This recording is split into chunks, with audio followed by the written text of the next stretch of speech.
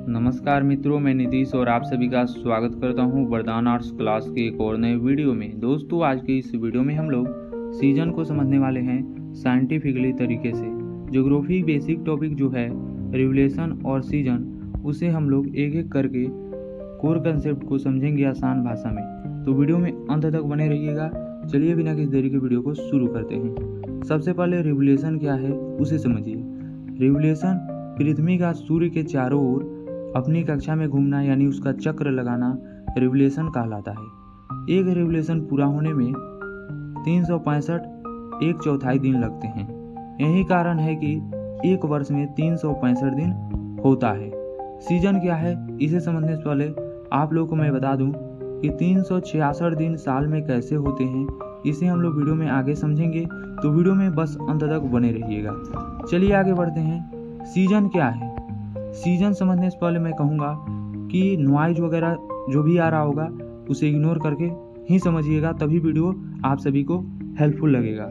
ऋतु, seasons का मतलब होता है पृथ्वी के अलग अलग हिस्सों में यानी साल के दौरान तापमान जो बढ़ता है, डिग्री जिसे कहा जाता है, दिन रात की अवधि में होने वाला जो नियमित परिवर्तन है, जैसे ठंड लगना, गर्मी लगना, दिन रात का छोटा बड़ा लगना, यह सब चीज़ें सीजन्स कहलाती है। टिल्ट प्लस रिलेशन को समझिए।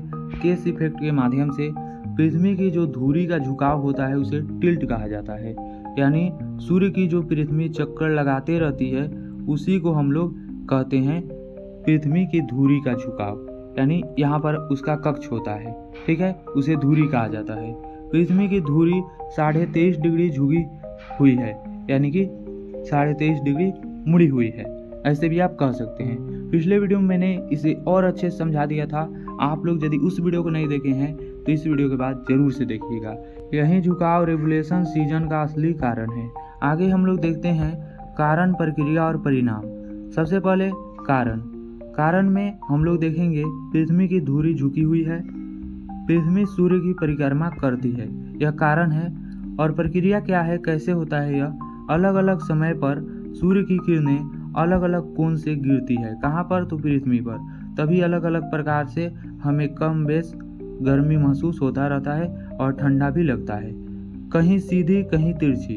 और आप लोग भलीभांति जानते हैं, पिछले वीडियो में मैंने बताया था कि कहीं सीधी होती है वहाँ पे हम लोगों को ज़्यादा गर्मी मिलता है, और जहाँ पे कहीं तिरछी होती है तो वहाँ पे गर्मी कम देखने को मिलता है, यानी कि ठंड ज़्यादा लगता है। इसका परिणाम क्या होता है? तो सिंपल मैंने अभी बताया कि कहीं ग्रीष्म यानी गर्मी लगती है तो कहीं ठंडी लगती है, यानी विंटर या शीत कह सकते हैं। दिन रात की अवधि बदलती रहती है, यह सब चीज़ें होती है। अब आप लोग कहेंगे दिन और रात कैसे छोटा और बड़ा होता है, कब होता है, यह सब चीज़ें देखिए। तो जून 21 को समर ज़्यादा गर्मी होगी, और स्प्रिंग, अर्थ और ऑटम के रिलेशन को आगे हम लोग देखिए समझते हैं कैसे। विंटर 22 दिसंबर को अधिक होता है, यानी ठंड अधिक पड़ता है। जून 21 को नॉर्थर्न हेमिस्फीयर में सबसे लंबा दिन होता है, यानी उत्तरी गोलार्ध में, और 22 दिसंबर को उत्तरी गोलार्ध में सबसे छोटी दिन यानी अवधि होती है। मार्च 21 और सितंबर 23 को दिन और रात बराबर होता है, यानी कि इक्विनॉक्स होता है। इक्विनॉक्स क्या है, यह सब सवाल आपसे एग्जाम में पूछे जा सकते हैं, तो इसे याद कीजिएगा। 4 मुख्य सीजन यानी मौसम। नॉर्थर्न हेमिस्फीयर में ग्रीष्म ऋतु समर, सूर्य की किरणें सीधी रहेगी, गर्मी ज़्यादा पड़ेगी, दिन लंबे होंगे, तापमान अधिक होगा। शरद ऋतु ऑटम, तापमान धीरे धीरे घटता है, यानी नीचे की ओर जाता है, दिन रात लगातार बराबर रहता है। आगे हम लोग देखिए शीत ऋतु यानी इंटर को समझते हैं। सूर्य की किरणें तिरछी रहेगी और दिन छोटे होंगे, रात लंबी होंगी। समझ में आ रहा है? वसंत ऋतु यानी स्प्रिंग, तापमान बढ़ता है और प्रकृति में संतुलन रहता है, मतलब वहाँ पे हम लोग रह सकते हैं। आगे देखिए हम लोग समझते हैं एग्जाम स्मार्ट पॉइंट को। हाई स्कोरिंग फैक्ट्स है, इसे आप लोग को जरूर याद करना है। सीजन का कारण रिवलेशन है, रोटेशन नहीं, ठीक है। रिवलेशन आप लोग क्या है उसे समझ चुके हैं। 23.5 डिग्री टिल्ट न हो तो सीजन्स नहीं बनेंगे, लेकिन यह होता है और सीजन्स बनते हैं, मौसम बनते हैं। एक और फैक्ट यहाँ पर है, इक्वेटर पर सीजन्स का प्रभाव कम पड़ता है।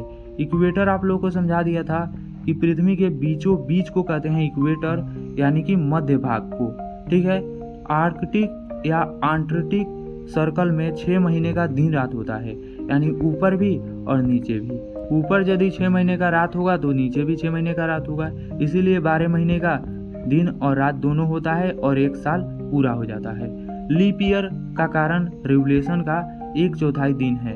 लीप ईयर यानी एक दिन बढ़ना या घटना, इसे लीप ईयर कहा जाता है। मैंने कहा था समझा दूंगा आगे।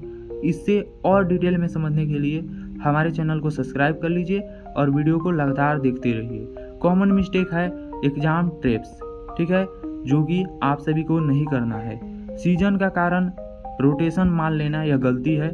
दूरी को सीजन्स का कारण समझना गलती है।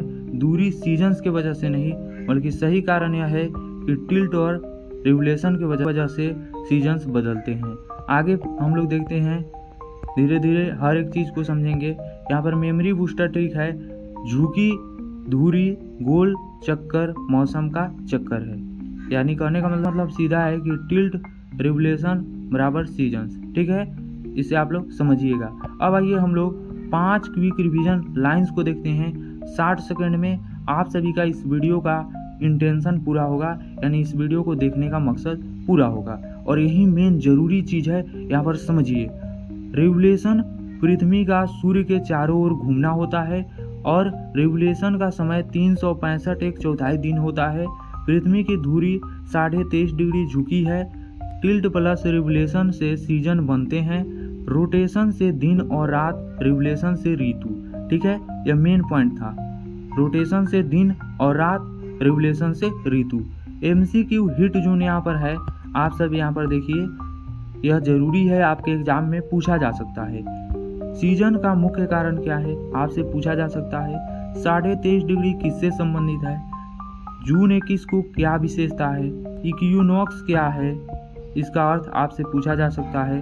अक्सर आपसे एग्जाम में ध्यान रखिएगा, रीजन वेस्ट MCQ पूछे जाते हैं। ठीक है, और यहाँ से वही बताते हैं। फाइनल नोट है, यह topic climate, pressure belts, monsoon का बेस है, यानी आधार है।